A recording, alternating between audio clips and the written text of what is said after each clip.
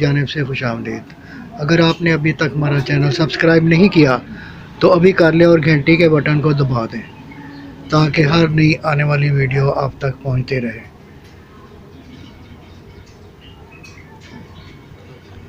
Video کو دوستوں کو ضرور شیئر کریں تاکہ ان تک ہماری معلومات پہنچ سکیں اور اس کار خیر میں آپ اپنا حصہ بھی ڈال لیں۔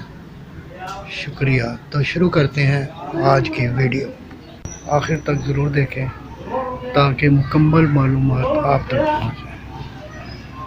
الفاظ کا چناؤ۔ آپ صلی اللہ علیہ وآلہ وسلم کی حدیث اس کا مفہوم ہے کہ زبان یا تو جنت میں لے کر جائے گی یا جہنم میں۔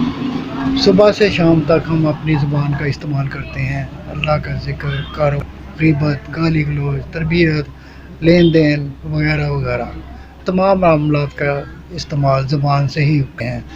جب ہم ایک دوسرے سے کسی بھی معاملہ میں بات چیت کرتے ہیں تو یا تو ہم اس کی باتوں سے خوش ہو جاتے ہیں یا ہماری دل آزاری ہوتی ہے۔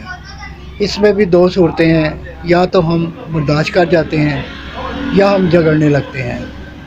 ہمارے پیارے آقا حضرت محمد مصطفیٰ صلی اللہ علیہ وآلہ وسلم نے نہ صرف ہمیں ایسی تعلیم دی بلکہ عملی طور پر بھی کر کے دکھایا کہ زبان کے استعمال سے دشمن بھی دوست بن گیا، کافر بھی کلمہ پڑھ گیا۔